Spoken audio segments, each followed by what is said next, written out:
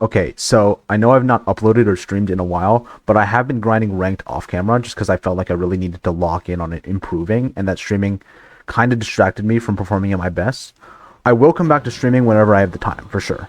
So I'm going to take this video as like a little bit of an opportunity to update on some things, as well as talk about Diamond 2. I just hit Diamond 2 in ranked. I'm so happy about this. I've got so many thoughts swirling through my head right now about what this means for me, my journey so far in speedrunning, how obsessed I've become with speedrunning, as well as what I plan to do in the future. But first, I probably should talk about the run, as well as the journey I took to Diamond 2. This run is like a mid-12, I think. It started out really slow. My spawner enter time was terrible. And I think it was like a pretty decent blind to finish. I think it was like a 320 blind to finish or something, which, I mean, it's not nothing crazy, of course, but at least it's not like, I'm always a little scared when I'm next to a milestone that like, my milestone run is going to be like embarrassingly bad, and that's the run that I'm going to have to post on YouTube, but luckily this one isn't, which is good. The main reason why I feel like I've been able to get to Diamond 2, specifically these last 2 days where I've really started climbing, like I've come to realize my top speed is shit compared to other Diamond level players. I have a sub 10 PB. I have a private room PB that's close to sub 9 that I didn't record because I'm stupid. That's why I didn't post it, unfortunately. I would have posted it, but my average is 14 minutes flat, which is it even when I like set it to like the most recent sample size, it's pretty accurate as well. Like over the past like 100 games, I still have like a 14 flat average. That's really below average for Diamond. When you look at like my split portfolio over the past couple hundred games, which has been the sample size where I've been Diamond, like this is the one for the past 100 games, mostly they're very below average. And then you look at the death rate, and then you see the massive disparity between my death rates and Diamond death rates, and suddenly the reason why I got Diamond 2 is less of a mystery. Which is crazy, because like, I feel like over the course of the entire run, I feel like I'm still dying a lot, but like I feel like I should be more consistent than I am, but somehow I'm way better than most Diamond players in terms of death rate. This is a brick move, talking about the run here. I put the water here. I should have known that it was going to spill. There's obsidian behind it. That's stupid. Whatever. I feel like I'm not even that consistent, but I guess I'm still more consistent than Diamond players, so. When you combine that with the fact that I have a 2% FF rate, which, I mean, I would really like it to be 0, but unfortunately it's 2, it makes a point of how important consistency and not dying is very clear. This has been so cool to me because, like, for a long time when I was first getting into MCSR, when I was struggling to get out of golds, like, I really strongly believed for a long time that I wouldn't be able to be a Diamond player. Like, I just didn't have a high enough Minecraft skill. My mechanics weren't good enough. I wouldn't be able to get a sub 10. I wouldn't be able to do all these things. Until I realized, like, speedrunning, it's so little about how good you are. Like, it's just an experience and consistency gap. Like, and also, as you speedrun more, you're going to get better. Like, your mechanics will get better with repeated practice of these things. So, like, because I proved myself wrong by hitting Diamond 2 when I thought I wasn't going to reach anywhere near the level of that when I first started, like, I'm not going to assume that I have a ceiling or try to make any forecasts of where my limit is in speedrunning. Like, I'm just going to keep trying to improve, and wherever I go is wherever I end up, you know what I mean? Even if I tilt like crazy back to Emerald, like the next ranked session I have, I'm not going to let it affect my perception of myself as a player because I know that it's just temporary. Like, I know it'll pass. I'm not going to write myself off at all anymore. I think that's the best mindset.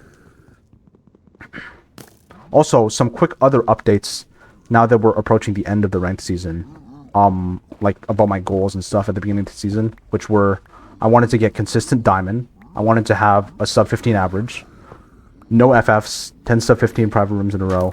Well, in terms of consistent Diamond, if you look at if you look at my most recent games, there's a lot of blue there. So I feel like I've done a pretty good job at achieving that. Obviously, there are some dips back into Emerald, but I'm pretty confident in saying that I've achieved the goal of being a consistent Diamond player. My average is 14 flat, so I've achieved the sub 15 average goal, although to be honest, I would like it to be faster. Like, I definitely need to improve my top speed as well if I want to improve from here on out, because consistency, like, it's so valuable even amongst top level play, but I do just want to be, like, I'm speedrunning. I want to be fast, so.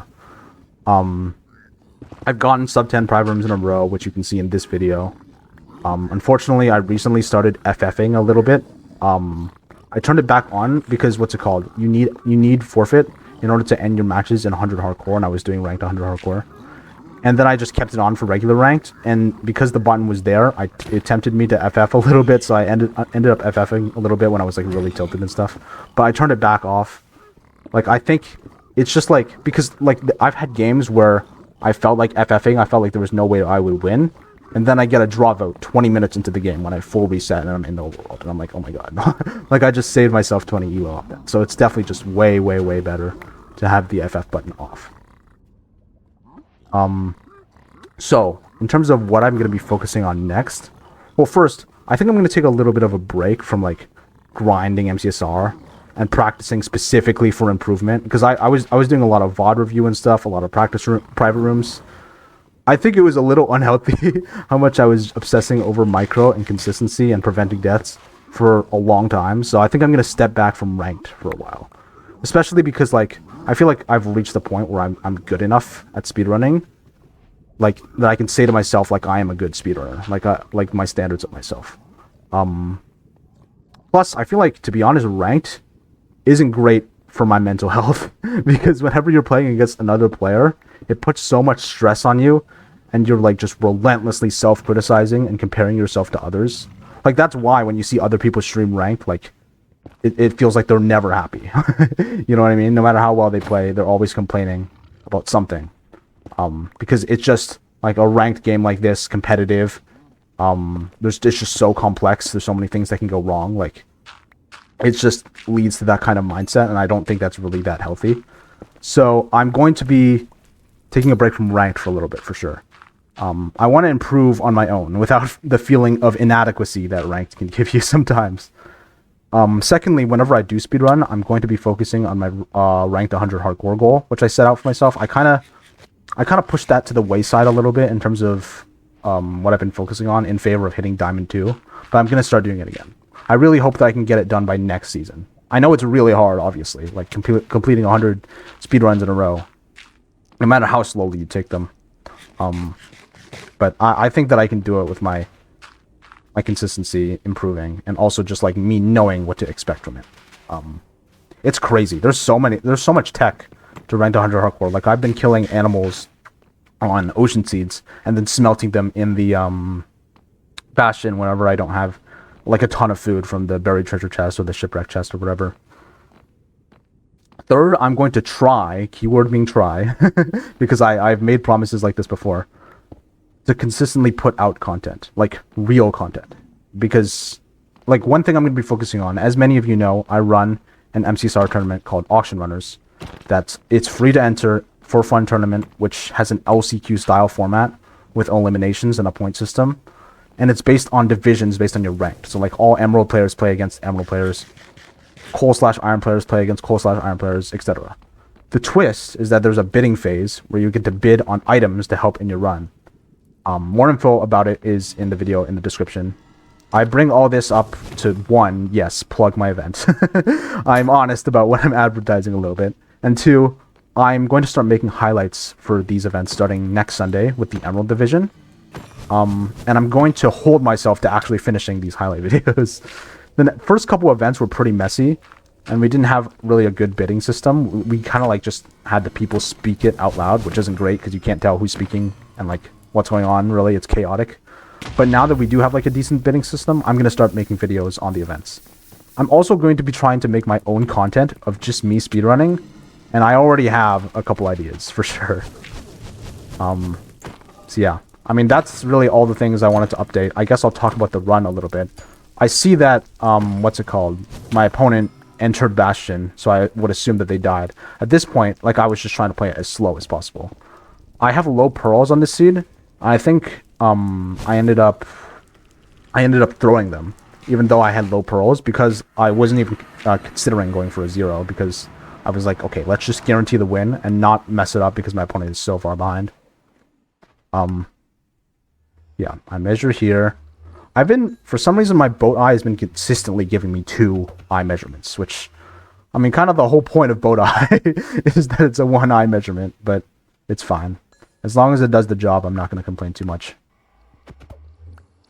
Yeah, the blind is 9:02. This run finishes like at 12 minutes or like 12:20 or something like that. I forgot exactly. So, pretty good blind to finish. It just comes down with the fact that the nav was pretty. It was decently fast because I had a pure spike and I hit the 0. So I think I still have to craft here. Yeah, I still have to craft here. I've been getting it for some reason. Like, I have so many explosives this seed, but for some reason I didn't double blaze bed. I need to get into the habit of crafting 2 beds every single time, because for some reason I just like crafting 1 bed. But there are cases where you have a ton of explosives where double blaze bed is just better. I take this lower terrain here because obviously the lower you are, the better you have access to the second portal cords, because you generally want to be low because you need to build it at white 40. I am chucking pearls now. I only have 3 pearls. Like, the rest of them I crafted into eyes. I only have 2 pearls here. I was just chucking them because I wasn't planning on zeroing. But with 2 pearls, I somehow, because it was front open, I was able to zero. Yeah. I build this portal here.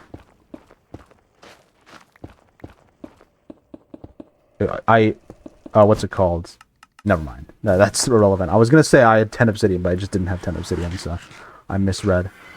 I really should start learning iZoom. I still do 30 FOV thin. I get the pure spike there. But with iZoom, it will definitely help a lot because you don't have to go into your settings to switch to 30 FOV. That's just time loss. I hear it. Silverfish hisses on the subtitles. I was thinking about digging to it, but what I've been starting to do when I don't know where to dig, like, I'm not always paying attention to the direction of the sound. So because of that, I don't know where to dig sometimes, and it's a lot of time loss. So what I've been opting to do is just exploring other pathways instead of digging sometimes. Like, I used to be way more like, oh, you should always dig when you use silverfish. But now I've started to be like, sometimes you can explore other pathways when you have no idea where you're digging. It's overhang.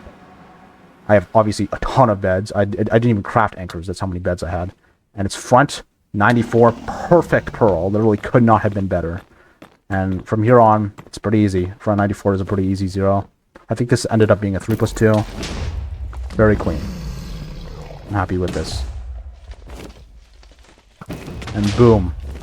No pearl, so I had to boat down. I get out. I could have died to this boat break that happens right here. But I've made it a habit to always get out of the boat in a situation like this, so. Yep, just like that, Diamond 2. I thank you so much for watching. I'm very excited for what the future holds for me as a speedrunner, as well as a content creator. Bye-bye. Thank you so much. I'm very happy.